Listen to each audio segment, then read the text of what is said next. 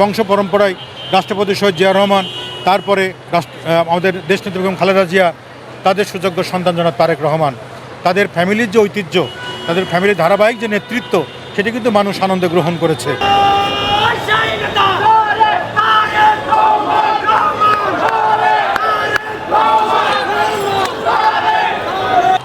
শহীদ রাষ্ট্রপতি জিয়া রহমান উনি বাংলাদেশের মানুষের প্রাণ সঞ্চালনের জায়গা ছিলেন।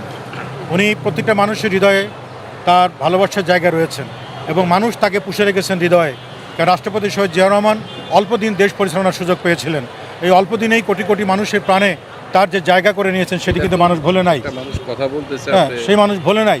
তো সেখান থেকে কিন্তু আজকে দেখেন বংশ পরম্পরায় রাষ্ট্রপতি শহীদ জিয়া রহমান, তারপরে আমাদের দেশনেত্রী বেগম খালেদা জিয়া, তাদের সুযোগ্য সন্তান জনাব তারেক রহমান, তাদের ফ্যামিলির যে ঐতিহ্য, তাদের ফ্যামিলির ধারাবাহিক যে নেতৃত্ব, সেটি কিন্তু মানুষ আনন্দে গ্রহণ করেছে।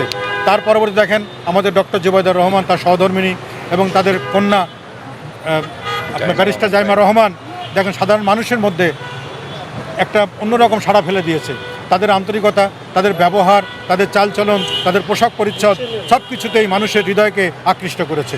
আমি মনে করি, বিশ্বাস করি যে সাধারণ মানুষ তাদেরকেও সহযোগিতা করার জন্য প্রাণপণ দিয়ে চেষ্টা করছে। আমরা সবাই মিলেমিশে কাজ করি আর সুস্থ সুন্দর জীবন বা সুস্থ সুন্দর বাংলাদেশ গড়ে তোলার ক্ষেত্রে কোনো অসুবিধা হবে না। যে পরিমাণে আস্থার জায়গা, যার পরিবার মানেই সুন্দর দেশ গড়ার জায়গা। বই মেলা একটি প্রাণের মেলা। বই আমাদের জ্ঞান বৃদ্ধি করে, বই মনের অন্ধকার জায়গা দূর করে।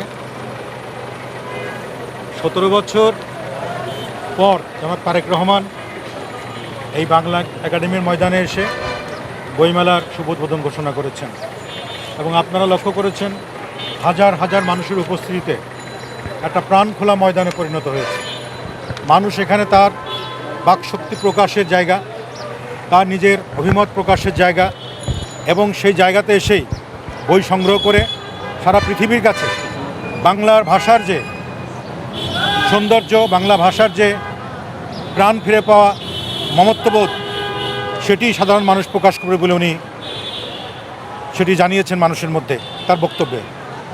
উনি বলেছেন বই শুধু ব্যবসায়িকভাবে ব্যবহার করা নয়, বই শুধু বাণিজ্যিকভাবে ব্যবহার করা নয়, বই পড়ে মানুষের জ্ঞান অর্জন করা, বই পড়ে মানুষের ভিতরের অন্ধকার দূর করা এবং বই মানুষের জীবনকে সুন্দর করে, বই মানুষের সমাজকে কলুষিত মুক্ত করে।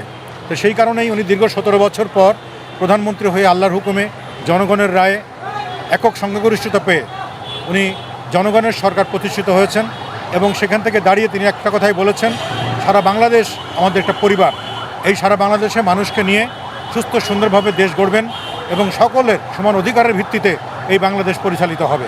সেটি তিনি বারবার আশা প্রকাশ করেছেন এবং তার এই অল্প কিছুদিনের কর্মতৎপরতায় আপনারা প্রমাণ পেয়েছেন। একজন বাংলাদেশের প্রধানমন্ত্রী আমরা পেয়েছি যিনি সময়কে প্রাধান্য দেয়, যিনি মানুষের জীবনকে প্রাধান্য দেয়, যিনি মানুষের নিরাপত্তাকে প্রাধান্য দেয়, যিনি অর্থনৈতিক মুক্তির জন্য জীবন দিয়ে কাজ করছেন, যিনি সাধারণ মানুষের সার্বিকভাবে সুস্থতার সাথে বেঁচে থাকার অধিকারের জন্য প্রাণপণ চেষ্টা করে যাচ্ছেন। আমরা আশা করছি এমন একজন প্রধানমন্ত্রী আমাদের কাছে থাকলে যদি সবাই মিলে সহযোগিতা করি, শুধু বই মেলা নয়, সমস্ত জায়গা থেকেই আমরা সুস্থ সুন্দরভাবে জীবনযাপন করার সুন্দর জায়গা খুঁজে পাবো।